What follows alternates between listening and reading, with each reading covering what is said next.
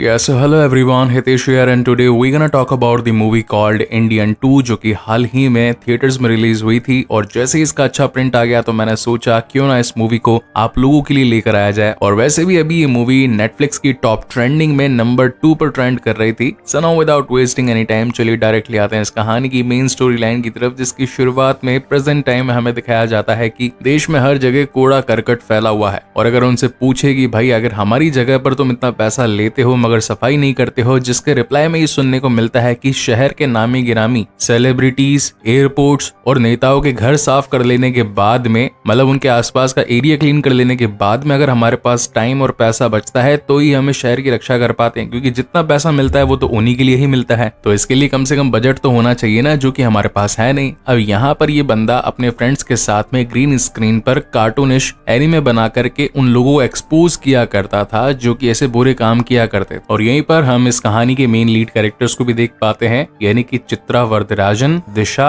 और थम्बेश। ऐसी वीडियोस बनाने के बाद में इनका जो यूट्यूब चैनल होता है बार्किंग डॉग, वो अच्छा रन करने लग जाता है। और तभी हम देखते हैं कि दिशा के पड़ोस में रहने वाले एक हेल्थ मिनिस्टर को रेड पड़ी घर पर और उन्हें उठाकर ले जाया गया और ये पता लगा कि उन्होंने करीब 1000 करोड़ का घपला किया था। वहीं नीलेश के पास में भी एक वीडियो आता है जहां पर एक गांव का लड़का अपनी स्टडी के लिए लोन लेकर पढ़ाई करने के बाद में बीए जैसे ही कंप्लीट करता है, मगर टाइम पर अपना लोन ना चुका पाने की वजह से वहां पर बैंक के कुछ लोग आकर उससे जबरदस्ती पैसा मांगते हैं। अब नॉर्मली लोन तो 10 साल का हुआ था मगर अभी सिर्फ 2 साल ही हुए थे और इस बार बैंक ने इस पूरी रिकवरी प्रोसेस को किसी अमित ग्रुप को बेच दिया होता है और यहाँ पर अमित ग्रुप के लोग आकर इनको धमका रहे होते हैं कि पैसा जल्दी दे, अगर जल्दी पैसा नहीं दिया तो तेरी माँ बहनों को नंगा करके पूरे के पूरे समाज में वीडियो शूट करवा दूंगा। और एक बार जब वरदराजन रोड से निकल रहा होता है तो तभी ऊबर की बिल्डिंग से एक लड़की कूद कर जान दे देती है। पता लगता है कि वहां के मिनिस्टरों ने घूस खाने के लिए उस पर नकली इल्जाम लगाया कि जाली मार्कशीट के साथ में यहाँ नौकरी पाना चाहती थी और पुलिस के पकड़े जाने के डर से उसने खुद ने आत्महत्या कर ली। वरदराजन का पूरा नाम होता है चित्रा वरदराजन, आगे अपनी मम्मी का नाम लगाता है तो हम इसे चित्रा के नाम से प्रोनाउंस करेंगे। तो बेसिकली चित्रा को मालूम तो चल चुका था कि कुछ ना कुछ गड़बड़ हो रही है और वो धरना देने के लिए रोड पर ही बैठ जाता है, मगर पुलिस वाले ज्यादा चालाक थे जो कि इसे चांटे लगाकर थाने में धर लेते हैं। कि तभी उसकी एक और बेस्ट फ्रेंड आरती आकर उसे छुड़वाती है और कहती है कि तुम्हारा और मेरा अमेरिका जाने का सपना था, अगर यूं ही इन फालतू के लफड़ों में पड़ते रहोगे तो ना तो कभी यहाँ से ऊपर उठ पाओगे और ना ही कभी अमेरिका जा पाओगे। जहाँ पर चित्रा का कहना था कि देखो आरती, मुझे इंडिया में ही रहना है, यहाँ के जितने भी दुख दर्द हैं उनसे जितना ज्यादा निपट सकूं उतना ज्यादा तो निपट कर ही रहूंगा, मगर अकेले ये सब करना बिल्कुल पॉसिबल नहीं था। इन्हें जरूरत थी एक ऐसे शख्स की जो कि इन घूसखोरों को जड़ से उखाड़ सके। तो ये सभी एक हैशटैग रन करते हैं, कम बैक इंडियन। अब ये टैग पूरी की पूरी दुनिया में फैल जाता है एंड देन इनको एक फ्रेंड से मालूम चलता है कि इंडियन नाम का एक शख्स जो कि बहुत ज्यादा बूढ़ा हो चुका है उसे टाइपे के अंदर देखा गया है। मीनवाइल मैक्सिको में एक बहुत ही शानदार गाना शूट हो रहा होता है जहां पर दिखाया तो कोई और ही बिजनेसमैन गया है, लेकिन अगर आप थोड़ा सा दिमाग को ट्वीक करेंगे तो मालूम चल जाएगा कि यहाँ पर विजय माल्यान की बातचीत हो रही थी जो कि खुद के कैलेंडर शूट के लिए लड़कियों पर अथाह पैसा खर्च रहा था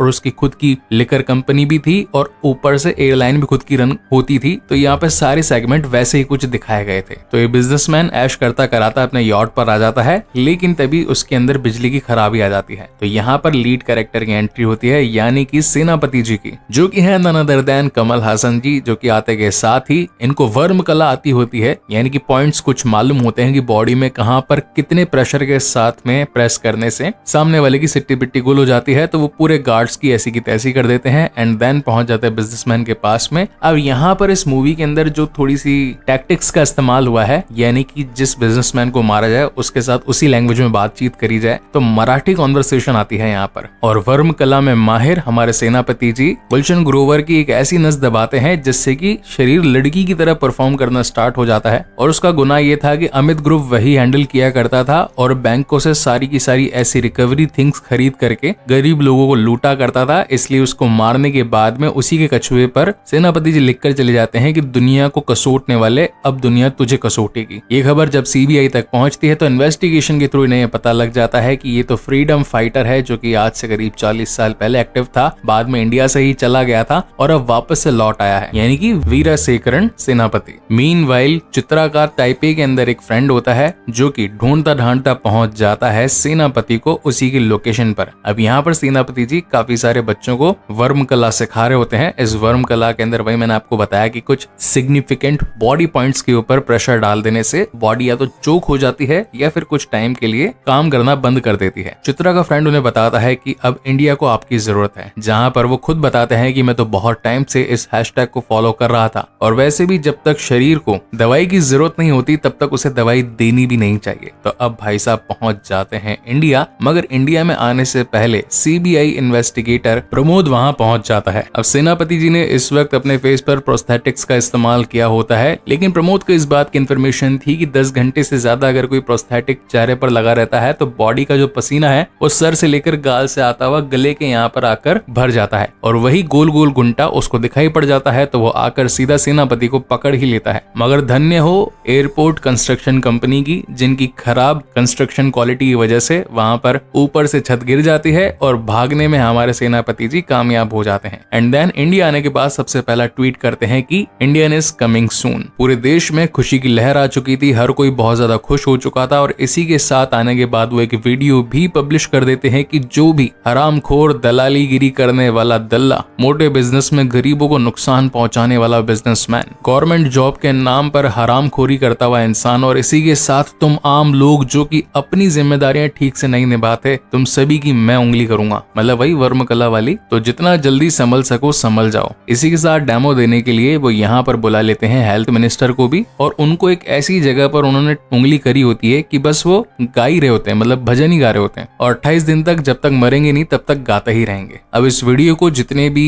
धूर्त लोग होते हैं यानी कि करप्ट लोग ये सभी देख रहे होते हैं और सोचते हैं कि अब तो हमारा नंबर जरूर आएगा। मीनवाइल प्रमोद सेनापति जी की लोकेशन ट्रैक करके सीधा वहां पर पहुंच जाता है, मगर पहुंचते के साथ ही उसे मालूम चलता है कि अब तक तो सेनापति जी भग लिए हैं यहाँ से और तभी उन्हें उनकी एक वर्म कला की किताब भी मिल जाती है। अब यहाँ पर जो ये एडवर्टाइजमेंट टीम बैठी होती है, इन्होंने ये देखा था कि सेनापति जी कह रहे थे कि अकेले ये सारा काम उनके लिए करना पॉसिबल नहीं है, उन्होंने ये सारा काम हम लोगों के मत्थे भी छोड़ा है। यानी कि अगर हमारे माता पिता भाई चाचा चाची बहन अगर उल्टा काम करते हुए दिखाई पड़े तो वीडियो रिकॉर्ड करें, उनकी शिकायत करें, कानून को उनके हवाले करें। तो ये लोग भी अब सब अपने अपने काम पर लग जाते हैं। अब जैसे कि सबसे पहले चित्रा अपने फादर की इन्वेस्टिगेशन करता है, मगर उसका फादर इनोसेंट निकलता है। दिशा अपनी मम्मी की इन्वेस्टिगेशन करती है और वो घूस खाते पकड़ी जाती है। वही नीलेश अपने मामा के ढाबे पर जाता है जो कि खराब खाना बनाया करता था, तो वो भी पकड़ा जाता है। मीनवाइल सीन शिफ्ट होता है एक बहुत बड़ी शादी में, जिसके अंदर दुल्हन बोलती है कि मैं तो हीरो का हार ही पहनूंगी और मुझे ला कर दो। अब यहाँ पर अगर आप थोड़ा सा दिमाग लगाएंगे तो ये अंबानी जी की बात हो रही है कि कैसे वो अपनी शादी में, मतलब बेटे की शादी में अंधा पैसा खर्च करने में एक पल नहीं रुक रहे थे। और रेफरेंस के लिए बताया गया कि ये फैमिली भी गुजराती है, इनका भी बहुत बड़ा बिजनेस है और शादी में बड़े बड़े लोग आए हुए हैं और ऊपर से बेटा भी मोटा है जैसे अनंत अंबानी। जैसे मतलब विजय मालियन के लिए रेफरेंसेस दिए गए थे, वैसे यहाँ पर अंबानी जी के लिए भी रेफरेंसेस दिए गए हैं। अब यहाँ पर मेन मोटी बात आती है कि उस हार को लेने के लिए ये भाई साहब पहुंचा होता है अपने बायोमेट्रिक रूम में, जो कि पूरा गोल्ड से बना हुआ होता है। मतलब इसको टट्टी भी करनी है तो भी वो गोल्ड के शिटपॉट में ही करेगा। लेकिन यहाँ पर पहुंचा होता है सेनापति और वो उसका एक ऐसा बटन दबाता है कि वो घोड़े की तरह मिमियाना शुरू कर देता है और चलना शुरू कर देता है। मतलब जब तक मरेगा नहीं तब तक चलता ही रहेगा। और अब तो आरती ने भी ये वीडियो देखा होता है जहाँ उसका भाई, जिसको डॉक्टर की डिग्री मिल चुकी होती है, वो किसी औरत का इलाज कर रहा होता है। अपेंडिक्स उसे मालूम नहीं होता है तो वो गलत जगह चीरा फाड़ी करके वापस उसे सिल देता है और इंसान की जान चली जाती है। इस बात से वो अपनी फैमिली को कोसती है कि आखिर तुम कैसे माँ बाप हो, इस लड़के को झंडू को कुछ आता जाता था नहीं, तुमने खाली अपनी रेपुटेशन बचाने के लिए, समाज को दिखाने के लिए कि हाँ भाई तुम्हारा बेटा पढ़ा लिखा डॉक्टर है, इसलिए घूसखोरी करवा करके इसको जैसे कंपाउंडर गिरी करनी नहीं आती थी सर्जन बना डाला। देखो आज इस गधे की चक्कर में एक इंसान की जान गई है। अब इसका जवाब कौन देगा? मगर परिवार वाले तो इसको उल्टा ही रेपटा धर देते हैं। मीनवाइल सेनापति पहुंचा होता है पंजाब। अब यहाँ पर रेफरेंस किस बिजनेसमैन का था वो तो मैं पता नहीं लगा पाया, तो कमेंट सेक्शन खुला हुआ है। अगर आप लोगों को पता हो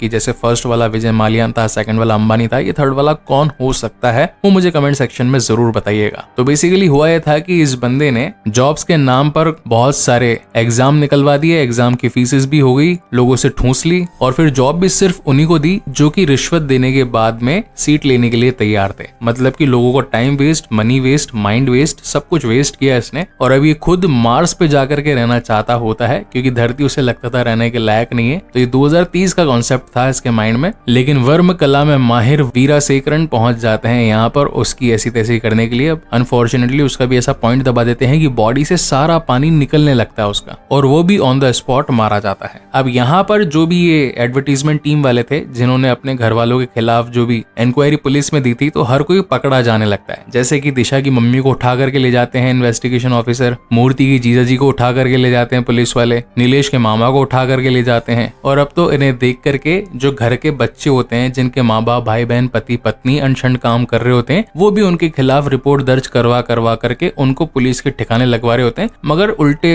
एवज में उनसे झापटे भी खा रहे होते हैं कि तू तो मेरा बेटा है, मेरे को पुलिस में पकड़ा रहा है, मैंने तो तेरी शादी के लिए बहुत सारी चीजें सोची थी, मगर गलत करोगे तो यही होगा। अब एक तरीके से मूवी में दिखाया गया है कि बाप चोरी कर रहा है तो बेटा उसकी पुलिस कंप्लेंट कर रहा है। खैर ये चीजें पॉसिबल तो लग नहीं रही है मुझे। चलो सच सच बताओ, अगर तुम्हारे पापा अगर तुम्हारे लिए किसी से 100 के 120 रुपए ले रहे, तुम जाके पुलिस कंप्लेंट करोगे? घंटा करोगे। तो खैर मूवी में इसी सोच को बदलने के लिए ये सारी चीजें दिखाई गई थी। अब उल्टे में वो झापड़ भी खा रहे थे, मगर इस बात को इतना ज्यादा प्रायोरिटाइज नहीं किया गया जितना कि माँ बाप को पुलिस पकड़ के ले जाने जितना किया गया। और अब इन सारी बातों से खुश होकर जो अपने सेनापति जी होते हैं वो इन सब से कहते हैं कि तुमने अपने ही परिवार को पकड़वाकर बहुत बढ़िया काम किया, मैं तुम्हारे काम से बहुत खुश हूँ। तुमने समाज की सेवा करने के लिए उस झाड़ू को उठाया जो कि सबसे पहले घर ही साफ करती है, तो मैं तुमसे मिलने के लिए आ रहा हूँ। अब मीनवाइल होता यह है कि वरदराजन के फादर जो कि उसके सामने तो अच्छे बनते हैं मगर पीछे से डबल घूसखोरी करते थे, तो उसने उन्हें पुलिस में पकड़वा दिया था। इस गम को उसकी मम्मी सहन नहीं कर पाई और उसने अपनी जान दे दी इस चक्कर में। जब वो अपनी मम्मी को आग देने भी जाता है तो लोग कहते हैं कि तेरा जैसा बेटा पूरी दुनिया में किसी को ना मिले, बाप को भी खा गया, माँ को भी खा गया, अब इस घर को तेरी कोई जरूरत नहीं है, निकल जाए यहाँ से। अब वो बेचारा रोता पीटता वहां से जा रहा होता है कि तभी सेनापति जी उनसे मिलने के लिए आते हैं और कहते हैं कि अच्छे हालातों में मिलना चाहता था मगर गलत हालातों में मिला, इसमें मेरी कोई गलती नहीं, मगर तुम लोगों ने काम बढ़िया किया। अब यहाँ पर वरदराजन जो था ना, उसको गुस्सा आ गया कि साले तेरी वजह से मैंने पुलिस में पकड़वा दिया अपने बाप को, बाप तो गया, माँ भी गई, परिवार लुट गया, इन सबों ने भी अपने अपने पूरे खानदान में पुलिस कंप्लेंट करवा करके खुद के